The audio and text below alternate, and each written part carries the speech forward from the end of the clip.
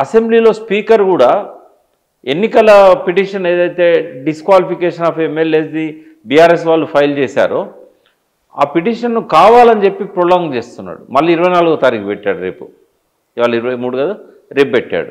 ఏంటంటే విచారణ పేరుతో కాలయాపన చేసి ఒకవేళ కనుక జూబ్లీహిల్స్ గెలిచారనుకో అప్పుడేంటంటే వాళ్ళని డిస్క్వాలిఫై చేసినా వాళ్ళ దగ్గర వాళ్ళు రిజైన్ చేసినా మళ్ళీ కాంగ్రెస్ క్యాండిడేట్లకు గెలిచే అవకాశం ఉంటుంది అనేది ఒక నమ్మకం. పక్కనే ఖైరతాబాద్ ఉంది డిస్క్వాలిఫై కాబోయే క్యాండిడేట్.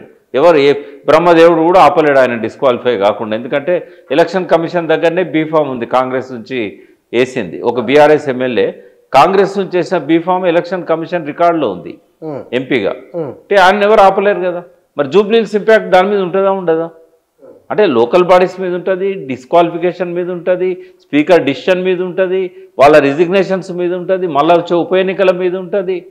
అంటే ఒక రకంగా రెండు పార్టీలకు కూడా అత్యంత ప్రెస్టేజియస్ ఎన్నిక ఇది.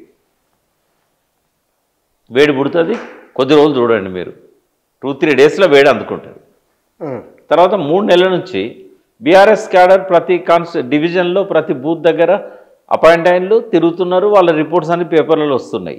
అంటే గతంలో ఉన్న మంత్రులు కావచ్చు, ఎమ్మెల్యేలు కావచ్చు, మాజీ ఎమ్మెల్యేలు కావచ్చు, ఎంపీలు కావచ్చు, రాజ్యసభ సభ్యులు కావచ్చు, 3 నెలల నుంచి తిరుగుతున్నారు వాళ్ళు. 3 నెలల కింద క్యాండిడేట్ని డిక్లేర్ చేశారు. ఎలక్షన్ క్యాంపెయిన్ 3 నెలల కింద స్టార్ట్ అయింది నోటిఫికేషన్ రాకముందు. బట్ కాంగ్రెస్ కదలిక లేదు. డిసైడ్ చేయడానికే చాలా టైం తీసుకున్నారు. లాస్ట్ మినిట్లో నవీన్ యాదవ్ డిసైడ్ చేశారు. అజారుద్దీన్ను తప్పేయడానికి ప్రయత్నం చేశారు.